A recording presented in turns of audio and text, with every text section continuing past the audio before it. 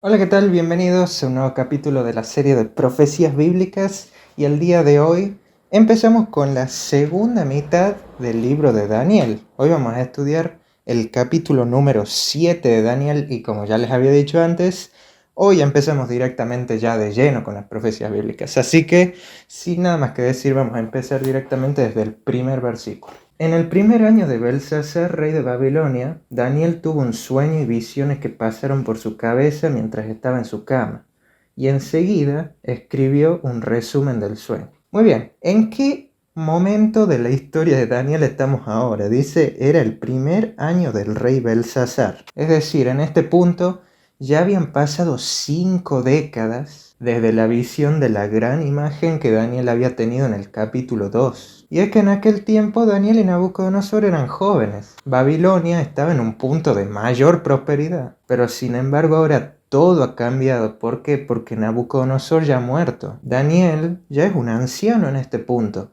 Y el imperio de Babilonia ya está en cuenta regresiva hacia su fin. Entonces, ¿qué es lo que pasa? Ha llegado el momento de renovar y de ampliar este mensaje, porque lo que antes era una profecía, ahora rápidamente se está convirtiendo en una verdad presente. Y es aquí cuando Dios nuevamente le envía un mensaje a Daniel.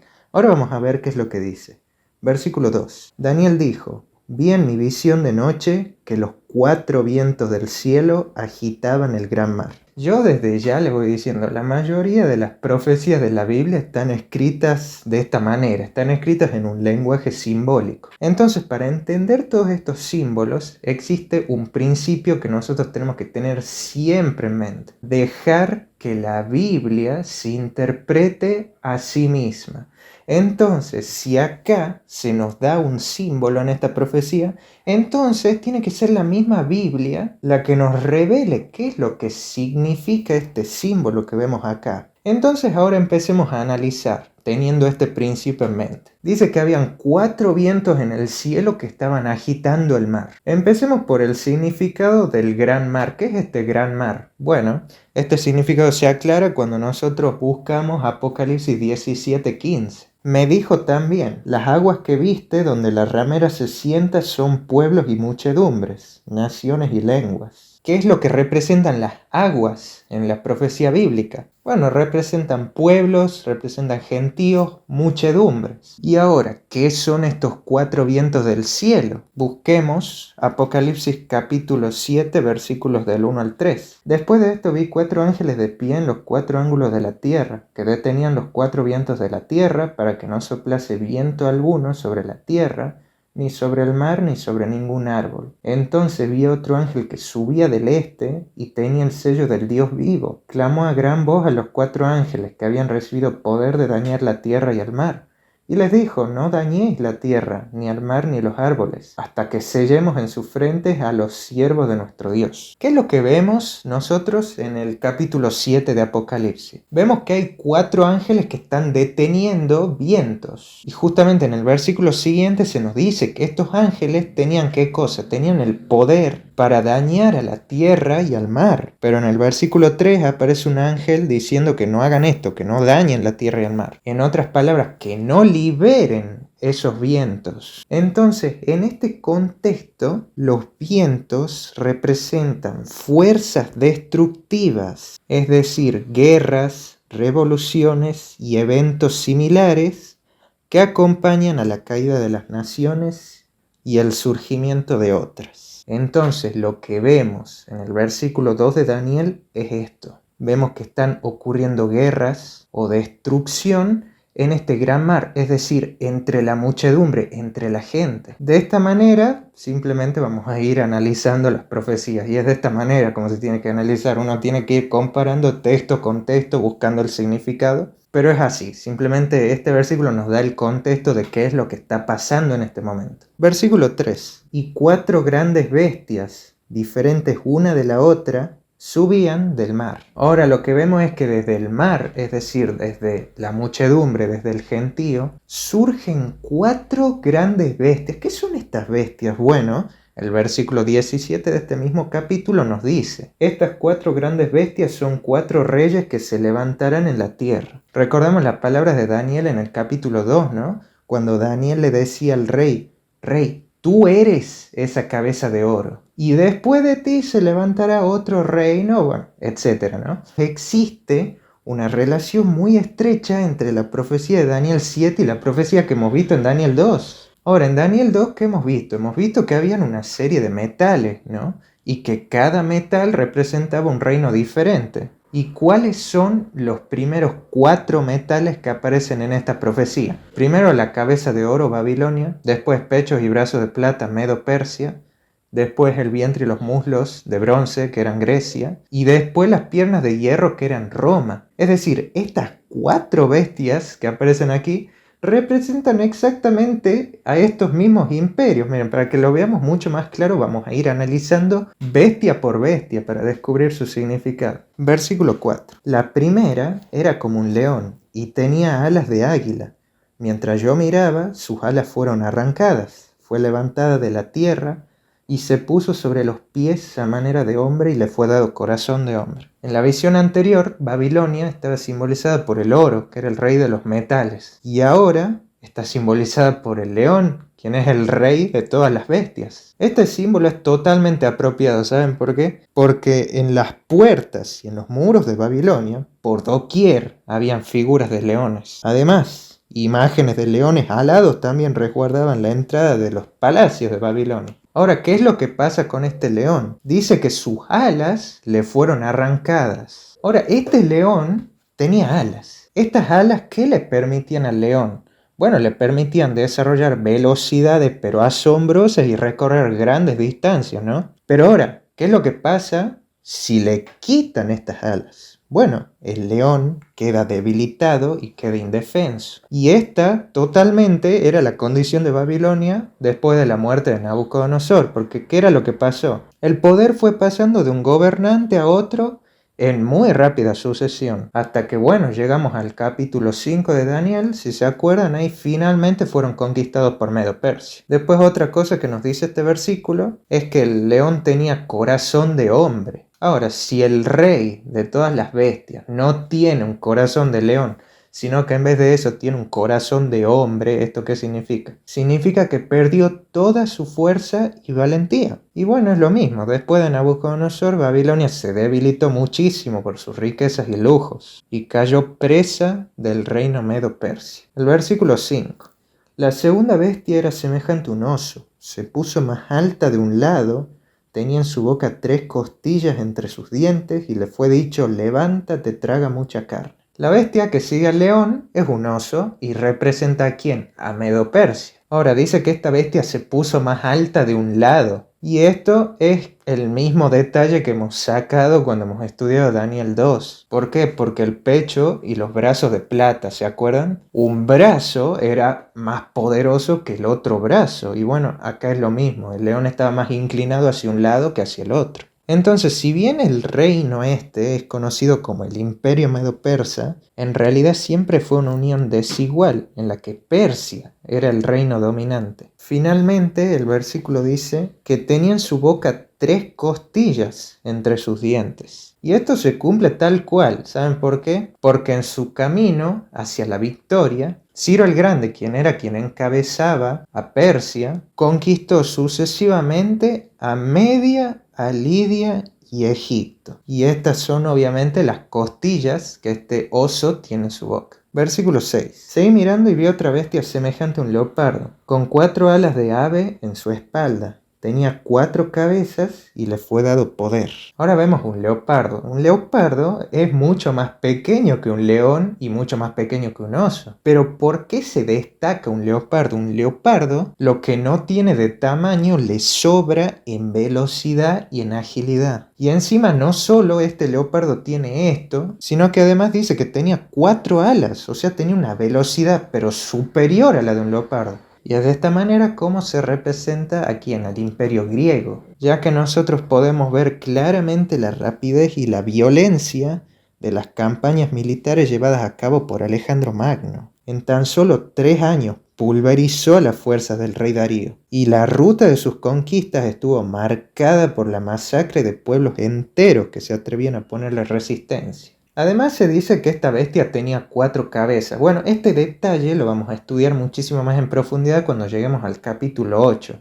Pero ahora mismo, para hacerles un resumen, básicamente Alejandro Magno murió joven y nunca quedó claro quién le iba a suceder en el trono. Entonces, ¿qué es lo que pasó? Que el imperio griego se dividió en 4 partes y con 4 reyes diferentes.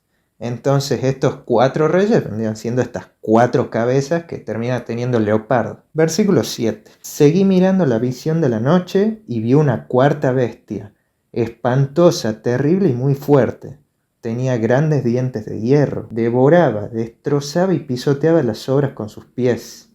Era muy diferente de todas las bestias anteriores y tenía 10 cuernos. Cada bestia que nosotros venimos viendo en esta profecía era un animal único, un animal que Daniel lo podía identificar fácilmente. Pero sin embargo, llegamos al versículo 7 y la bestia que Daniel ve acá era tan monstruosa y tan terrible que Daniel no encuentra ninguna criatura que se compare con este monstruo que estamos viendo acá. Entonces, totalmente aterrado, simplemente Daniel ve cómo esta bestia viene y destroza a sus enemigos. Entonces, si nosotros seguimos nuestro orden, nosotros sabemos que esta bestia representa ¿a quién? Representa el Imperio Romano. Y bueno, vemos lo mismo que hemos visto en Daniel capítulo 2, que este Imperio Romano era totalmente sanguinario y despiadado. El propio Jesucristo fue víctima de este imperio. Dice que esta bestia tenía grandes dientes de hierro y bueno, si nosotros recordamos la visión del capítulo 2,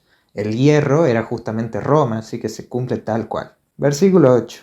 Mientras yo contemplaba los cuernos, vi que otro cuerno pequeño subió entre ellos, y delante de él fueron arrancados 3 de los primeros cuernos. Este cuerno tenía ojos como ojos de hombre y una boca que hablaba gran arrogancia. Muy bien, hasta este punto nosotros podíamos ir fácilmente comparando las profecías, ¿no? La de Daniel 2 a la par con la profecía de Daniel 7. Pero sin embargo, ahora aparece algo totalmente nuevo, algo que no habíamos visto antes. Aparece un cuerno pequeño. Y este cuerno pequeño posee una personalidad y rasgos humanos porque tenía ojos como ojos de hombre y una boca que hablaba gran arrogancia. Ahora, el versículo 25 nos dice qué era lo que decía este cuerno con gran arrogancia. Dice, hablará palabras contra el Altísimo, a los santos del Altísimo quebrantará, y tratará de cambiar los tiempos y la ley. ¿Qué es lo que habla este cuerno? Habla palabras contra el Altísimo. Se dedica a perseguir a los santos del Altísimo. O sea, ¿a quién? Al pueblo de Dios. Este poder no solo quiere gobernar a los habitantes de la tierra, sino que este poder, este cuerno pequeño, quiere quedar aún por encima del propio Dios. Daniel en este punto debe haber estado sorprendidísimo. Daniel quería saber qué era lo que significaba todo esto, pero antes de que le sea revelado el significado de esta visión, todavía Daniel debe contemplar una cosa más: la gloriosa escena del juicio. Versículos 9 y 10. Mientras yo miraba fueron puestos tronos, y un anciano de muchos días se sentó. Su vestido era blanco como la nieve, y el cabello de su cabeza como lana pura. Su trono llama de fuego, y sus ruedas fuego ardiente. Un río de fuego salía delante de él. Miles de millares le servían, y millones de millones asistían ante él. El tribunal se sentó en juicio, y los libros fueron abiertos. El profeta había contemplado toda esta escena horrorizado. Podía ver desatarse una calamidad tras otra. Cada bestia, cada nuevo reino que aparecía era cada vez más sanguinario y más violento que el anterior. Y en este punto Daniel estaba clamando: Señor, ¿dónde estás? ¿Por cuánto tiempo continuará esto? Y es en este momento cuando Dios contesta la oración de Daniel. ¿Hasta cuándo durará esto? Hasta que se establecieron estos tronos. En otras palabras, continuaron hasta el juicio. Vemos que se está llevando a cabo un juicio. Y es muy significativo. La primera parte del versículo dice, mientras yo miraba fueron puestos tronos. Y no es casual que la palabra tronos esté en plural, ya que el anciano de días no es el único que se sienta, sino que también hay otros tronos más. En otras palabras, Dios no está solo en este juicio, sino que también hay más participantes. Y es muy lindo lo que dice el versículo 10, que miles de millares les servían. Es decir, hay toda una hueste celestial que está observando y que considera cada uno de los casos que se presentan en este proceso judicial. Finalmente dice que el tribunal se sentó en juicio y los libros fueron abiertos. La corte celestial entró en sesión y ahora empieza el juicio. Entonces, para hacer un resumen de todo lo que vamos viendo, conforme más vamos avanzando en la profecía, nosotros más vamos viendo cómo aumenta la violencia, cómo aumenta la iniquidad, hasta tal punto que sale un cuerno pequeño, que todavía no sabemos qué significa este poder,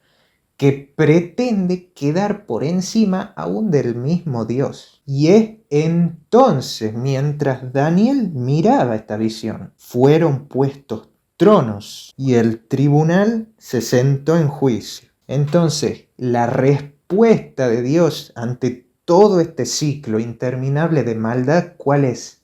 El juicio. Versículo 11.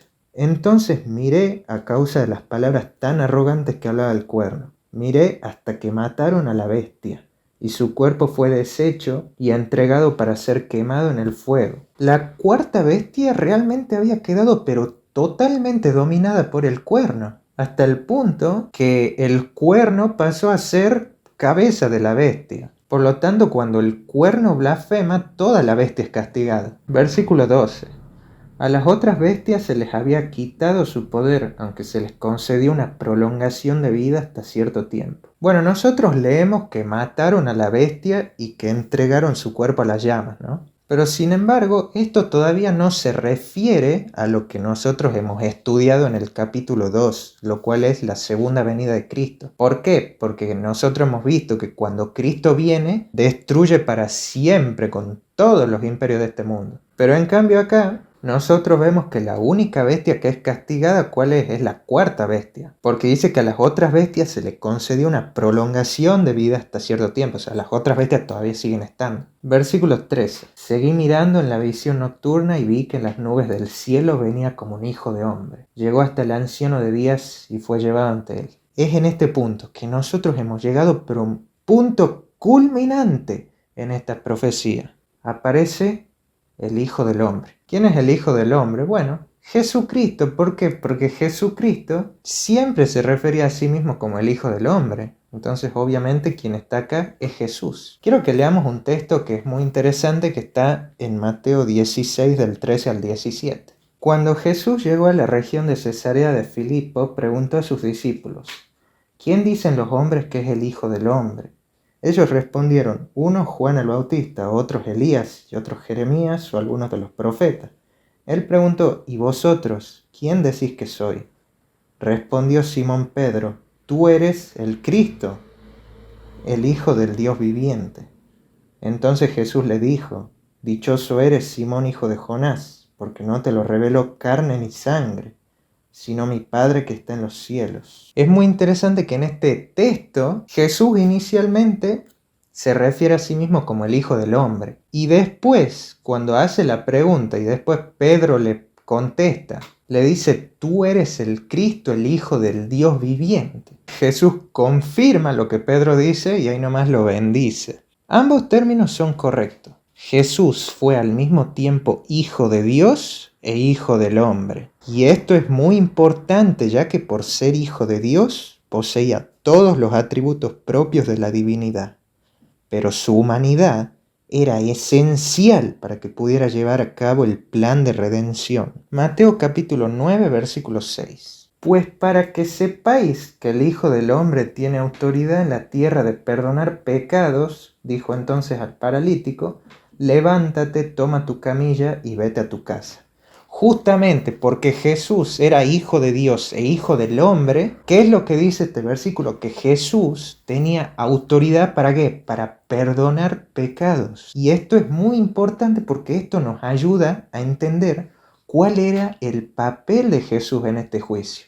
Y esto se aclara mucho más si nosotros leemos un texto que está en Zacarías, capítulo 3, versículos del 3 al 5. Josué, vestido de ropa sucia, estaba delante del ángel. El ángel mandó a los que estaban ante él: quitadle esa ropa sucia. Entonces dijo a Josué: mira que he quitado tu pecado de ti y te vestí de ropa de gala. Entonces dijo: pongan mitra limpia sobre su cabeza.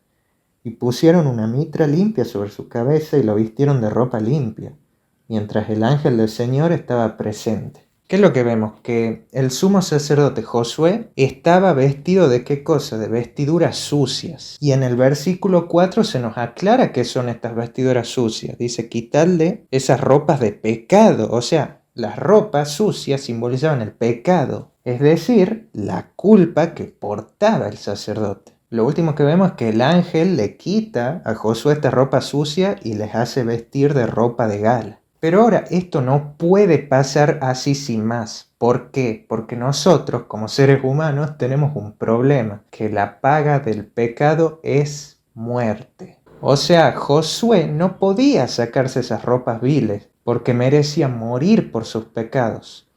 Pero es en este momento, es en este punto donde Cristo actúa. Al morir en la cruz, Jesús tomó sobre sí la culpa por nuestros pecados. La sentencia de muerte que nos tocaba a nosotros se le aplicó a Él, y de esta manera nuestra deuda fue pagada. De esta manera Jesús es nuestro sustituto. Esta es la esencia de la justificación por la fe, que Jesús ocupó nuestro lugar en la cruz, muriendo la muerte que yo merecía, para que yo pueda vivir la vida que Él merecía. Jesús es nuestro sustituto, Jesús tomó nuestro lugar. Muchas veces se dice, ¿no?, que Cristo es nuestro abogado defensor en el juicio, pero yo creo que ese concepto se queda muy limitado. ¿Por qué? Porque los juicios en la actualidad, de hecho, no tenían ni abogados ni fiscales, ¿no? Era una cosa mucho más simple en realidad. Existía un acusado y un acusador. Era el propio juez el que interrogaba a los testigos, el que evaluaba las pruebas y quien finalmente emitía un fallo. Entonces, Cristo no aparece en el juicio simplemente como nuestro abogado defensor, sino que directamente se presenta en el lugar de nosotros para que nosotros no recibamos condenación. Versículo 14. Y le fue dado dominio y gloria y reino, y todos los pueblos, naciones y lenguas le sirvieron. Su dominio es eterno, que nunca pasará, y su reino nunca será destruido. Aquí finalmente se descubre el veredicto del juicio. El Padre ha aceptado la vida perfecta de Cristo y su sacrificio. Por lo tanto, su dominio será eterno, paz y gloria por los siglos de los siglos. Entonces, ¿cuál es el mensaje de esta profecía? Lo que vemos es que todas las bestias se ponen a competir para ver quién es el más poderoso. Así que primero aparece un león y dice: yo soy el rey del mundo. Y después aparece un oso y lo derrota al león. Y dice el oso: no, yo soy el rey del mundo. Y bueno, y así cada uno viene, derrota al anterior y dice: no, yo soy el rey del mundo. Y esto llega hasta tal punto que aparece un cuerno pequeño que no solo dice: no, yo soy el rey del mundo, sino que además también se atreve a rivalizar contra el Altísimo. Entonces, justamente, el enfoque y el veredicto del juicio concuerda con todo esto, ya que todo tiene que ver con el poder y el dominio. Pero aquí no se nos dice quién es el rey del mundo, se nos dice quién es el rey de todo el universo. Así nosotros hemos llegado al mensaje central, el mensaje vital, el corazón del libro de Daniel. Tanto en el capítulo 2 como en este capítulo vemos que hay un aumento de maldad conforme va pasando el tiempo. Pero ¿cuál es el mensaje? Que Dios va a intervenir, que Dios va a irrumpir en la historia. La gran piedra de Daniel 2 golpea en los pies de la estatua, terminando así con toda esta historia de maldad. Pero esta victoria no es ganada en un campo de batalla, sino en un tribunal. Una vez terminado el juicio, la tiranía del mal llegará a su fin. Así nosotros llegamos al final de la visión de Daniel, el capítulo 7, ya que en los versículos que siguen se nos dice cuál es el significado de esta visión. Pero eso obviamente nosotros lo vamos a dejar ya para un futuro video. Todavía nos queda descubrir quién es este cuerno pequeño. Así que bueno, en el siguiente video nos vamos a dedicar a analizar quién es este cuerno pequeño. Sin más, espero que este video les haya gustado. Cualquier cosa me la dicen en los comentarios y nos vemos en el siguiente video. Adiós.